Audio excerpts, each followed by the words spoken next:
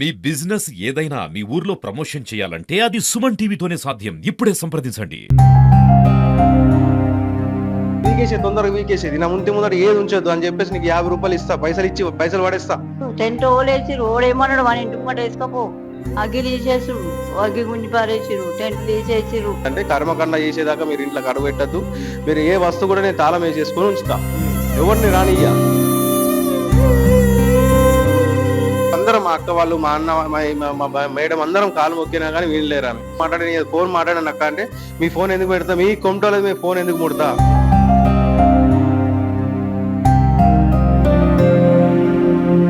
ఉపాధి కోసం సిద్దిపేటకు బతుకు తెరువు కోసం అయితే సిద్దిపేటకు రావడం జరిగింది. సంతోష్ అనే వ్యక్తి అంటే ఒక బట్టల షాప్ లో కూడా ఆయన వర్క్ చేస్తున్నాడు.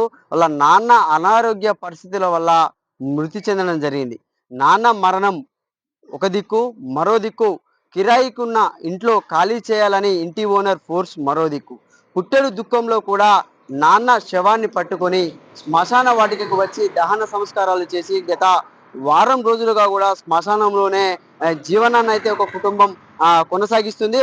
వాళ్ళు ఉండే ప్లేస్ కి అయితే మనమైతే రావడం జరిగింది. శ్మశాన వాటికకు సంబంధించిన వాళ్ళు అయితే వీళ్ళకి వసతి అయితే ఇవ్వడం జరిగింది. ఇక్కడ వాళ్ళు ఈరోజు అయితే దినకర్మ కార్యక్రమాన్ని అయితే చేస్తున్నారు. గత 9 రోజులుగా కూడా వాళ్ళు ఇక్కడే జీవనాన్ని అయితే కొనసాగిస్తున్నారు. ఒక అవమానీయ ఘటన కూడా చూసుకోవచ్చు. అంటే మానవ సంబంధాలు అనేటివి డబ్బుతోనే కూడుకుపోతున్నాయి. అంటే పేదవాడు పేదవాడిగానే మిగిలిపోతున్నాడు, ఉన్నవాడు మాత్రం ఇంకా పెరిగిపోతున్నాడు. అంటే దానికి మాత్రం ఇది కారణం అనేది చెప్పుకోవచ్చు. అసలు ఏం జరిగింది అనేది కూడా వాళ్ళ కొడుకుని అడిగి తెలుసుకునే ప్రయత్నం అయితే చేద్దాము. అంటే చెప్పండి అన్న, ఏం జరిగింది, అసలు మీ నాన్న ఎట్లా మృతి చెందాడు, కారణం ఏంటి అసలు ఏంటి?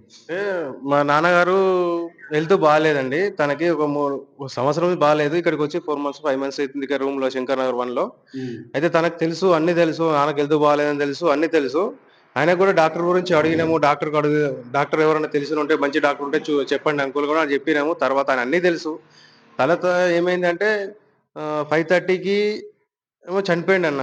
ఆ రోజు సాయంత్రం 5:30కి అట్లా చనిపోయిండు. చనిపోతే ఏమైందంటే ఒక హాఫ్ అన్ అవర్ 1 అవర్ తర్వాత ఇట్లా అంకుల్కి ఓనర్ కి ఫోన్ చేసినాం. ఫోన్ చేసి ఇట్లా మా నాన్న చనిపోయిండు సార్ అంటే, మీ ఇంటికి తీసుకెళ్ళండి అని అన్నాడు. అంటే ఇక్కడ నాకు వీలు లేదు సార్, బాగా దూరం ఉంటది అది, అక్కడ పరిస్థితి బాగాలేదు సార్ అని ఆల్రెడీ చెప్పినాము. చెప్పిన తర్వాత తను ఏమన్నాడు, సరే అని చెప్పేసి ఫోన్ పట్టేసిండు. 8:30 చేస్తే ఫోన్ కట్ చేసిండు. కట్ చేసిన తర్వాత మేము ఇక సరే అని ఒప్పుకొని మా బాధలో మేము ఉండి మాకు అందరు వచ్చారు. అందరు వచ్చిన తర్వాత ఏం చేసినాం, ఇక మా అక్క వాళ్ళు ఇటు వచ్చిన తర్వాత 11:30 12కి వచ్చి టెంట్ తీసేసేయి, ఫోన్ చేసి బెదిరియడము, ఇట్లా మస్తు చాలా జరిగినాయి. అది మస్తు ఇబ్బంది పెట్టిండు. రాత్రి మీరు కాల్ చేసేదాకా నేను జరగా నుంచి నేను అక్కడ నుంచి పోను, మీరు కాల్ చేయండి, శవాన్ని తీసేసుకొని మీరు వెళ్ళిపోండి. అలా మేడము అలా భార్య కూడా వచ్చింది ఆ రాత్రి, ఈయన కూడా వచ్చిండు. వచ్చి ఇట్లా మీరు శవాన్ని తీసేసుకోండి, మీరు బయటకు వెళ్ళండి, మాకు సంబంధం లేదు. అక్క అంటే అక్క అని చెల్లె అంటే ఏం అననియదు, ఏం మాట్లాడనియదు. ఫోన్ మాట్లాడాను అక్క అంటే మీ ఫోన్ ఎందుకు పెడతా, మీ కొంటలేదు, మీ ఫోన్ ఎందుకు ముడతా, మేము ముట్ట అవసరం లేదు, నాకు ఎవరితో మాట్లాడే అవసరం లేదు, మీరు వెళ్ళండి, మీరు కాల్ చేసి వెళ్ళండి, మీరు వెళ్ళేదాకా మేము ఇక్కడనే కూర్చుంటాం అని చెప్పేసి వాళ్ళు అంటే వచ్చి కరాఖండిగా శవాన్ని తీసేయాలి, చనివేయాలని చెప్పారు అన్న. ఖచ్చితంగా తీసేయాలి. ఇప్పుడు ఈ రాత్రి ఎక్కడికి పోవాలా, ఏం చేయాలా, అందరం మా అక్క వాళ్ళు, మా అన్న, మా మేడం అందరం కాలు మొక్కినా కానీ వీళ్ళలేరు. ఆమె ఆ సీసీ కెమెరా ఫుటేజ్ కూడా ఉన్నది ఆయన దగ్గర, తన దగ్గర ఉన్నది, నాకు తెలిసి ఉంటది. అది ఎంత బతిలన్నా మేము వినలేము, అవసరం లేదని చెప్తే మళ్ళీ మా అన్నయ్యకి వచ్చి, మా చిన్న కోడలు ఉంటారు, మా అన్నయ్య ఫోన్ చేసి మాట్లాడి తర్వాత తను వచ్చేసరికి ఇల్లు ఏమనుకున్నారో ఏమో కథ అని చెప్పేసి పొద్దున కాల్ చేస్తాం. ఇప్పుడు అక్కడ శ్మశాన వాటికి కూడా ఓపెన్ ఉండదు, మాకు ఇక్కడ పోవాలని దిక్కు లేదు. 12:30 1 గంటల రాత్రికి ఏం చేయలేని పరిస్థితి సార్ అని చెప్పేసి అంటే, మా అన్న 1ంటికి వచ్చి కూడా గొడవ చేసారు. వాళ్ళు టెంట్ తీసేసిండు. మనం కట్టేస్తాం కదా అన్న, కట్టె కూడా తన్నేసిండు, టెంట్ తీసేసిండు, ఇవన్నీ చేసిండు. చేసినా కానీ మేము అదే పడ్డాం. ఇప్పుడు ఈ శవాన్ని తీసుకొని ఎటు వెళ్ళాలి, మా నాన్న తీసుకొని ఎటు వెళ్ళాలని మస్తు ఇబ్బంది అయింది. ఎవరు ఆ రాత్రి ఎవరు కూడా లేరు. ఆ గల్లీ మన కొత్తగా అసలు తెలియదు, ఎవరు అనేది తెలియదు. ఇక సైలెన్స్ ఊరుకున్నాం. పొద్దున ఇక మళ్ళీ మా అన్నకు ఫోన్ చేస్తే, మా అన్న రాత్రి వచ్చిండు, చిన్న గొడవ నుంచి వచ్చి ఇట్లా మాట్లాడి ఫోన్ చేసి ఇట్లా అందరు శవరం ఏంది శ్మశాన వాటికే పోయినాం, లేరు, ఎక్కడ కూడా అవైలబుల్ లేదు. పొద్దున 6 o'clock అట్లా తీసేస్తాము, ఏదైనా 6 గంటలకు తీసారట, తీసుకుంటేనే మేము తీసుకొచ్చేసుకుంటాం, మీకు ఏం టెన్షన్ లేదంటే. కర్మకండ చేసేదాకా మీరు ఇంట్లో అడుగు పెట్టద్దు, మీరు ఏ వస్తువు కూడా నేను తాళం వేసేసుకొని ఉంచుతా, ఎవరిని రానియ్యా అని కళాఖండిగా చెప్పిండన్న. మస్తు ఇబ్బంది పెట్టిండు సారు. ఇక అక్కడికి మా ప్రెసిడెంట్ రాజు అనే గల్లీలో ఉంటాడు, శంకర్ నగర్ లో, అతను చెప్తే ఈడికి వచ్చినాము. ఇక వచ్చి ఉన్నాం. ఇప్పుడు 9 రోజులు అవుతుంది. ఏ డేట్ నాడు చనిపోయింది మీ నాన్న? 11th కి 11కి చనిపోయిండు. సాయంత్రం 5:30కి చనిపోతే 7:30కి 7 కు 8 చేసిన ఫోన్ తనకి ఇట్లా చనిపోయిండు అని చెప్పేసి చెప్తే ఇట్లా ఈ విషయం అయింది. ఇంకా మొత్తం మస్తు ఇబ్బంది పెట్టిండు. ఇక నాకు ఇప్పుడు ప్రస్తుతం అయితే ఇది ఉన్నది. ఇక వాళ్ళు వీళ్ళు హెల్ప్ చేస్తున్నారు, అంతే తప్ప ఏం లేదు ఇంకా నాకు. అంటే మళ్ళీ మీరు ఉదయం ఎన్ని గంటలకు తీసుకొచ్చి శ్మశానానికి బాడీని? పొద్దున్న 6 గంటల వరకు తీసుకొచ్చినాం. 6:30 7 అయింది. అది కూడా ఆ టెంట్ వాళ్ళకి కూడా టెంట్ తీయాలి.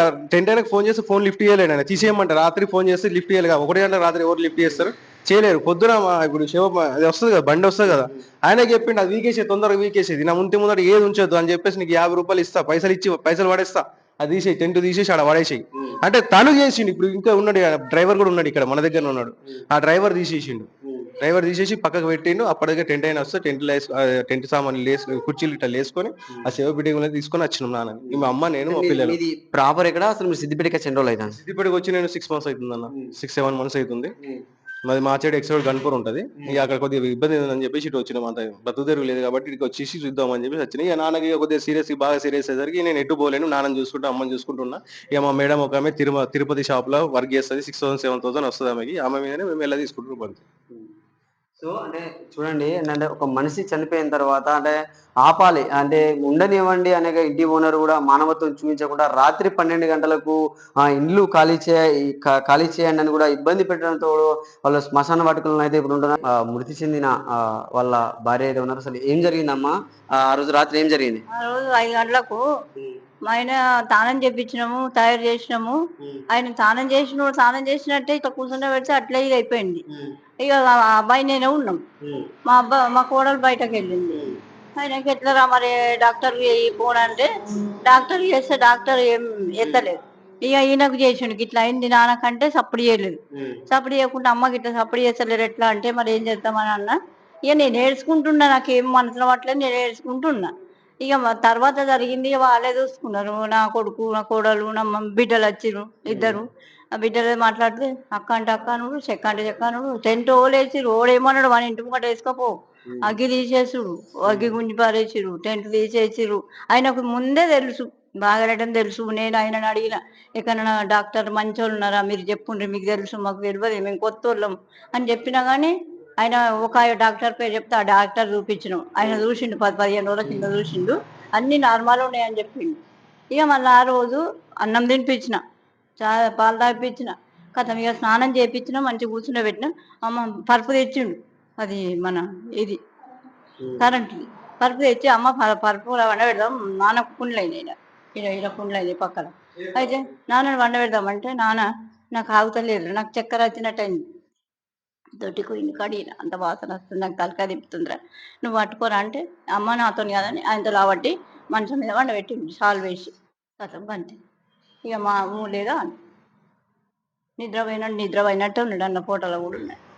అట్లా చూడొచ్చు ఎంత ఇది చాలా అవమానీయ ఘటన. అంటే మానవ సంబంధాలు అనేవి రోజు రోజుకు తగ్గిపోతున్నాయనే దానికి మాత్రం ఇది నిదర్శనం అని చెప్పుకోవచ్చు. ఏంటంటే ఇప్పుడున్న రోజుల్లో డబ్బుకు ప్రాధాన్యత ఉంది. అంటే ఒక సొంత ఇల్లు లేకపోవడం, సొంత జాగా లేకపోవడం కూడా ఇది ఇంత దారుణం, అంటే దారుణ ఘటన కూడా చూసుకోవచ్చు. ఏంటంటే ఇది ఇప్పుడు అంటే డబ్బును మనం మరణించిన తర్వాత మనం డబ్బును కానీ మనం ధనాన్ని కానీ తీసుకపోలేం. ఇలాంటి ఘటనలు మాత్రం మళ్ళీ పునరావృతం కాకుండా ఉండాలని చెప్పి కూడా జనాలు అయితే అభిప్రాయపడుతున్న పరిస్థితి ఉంది.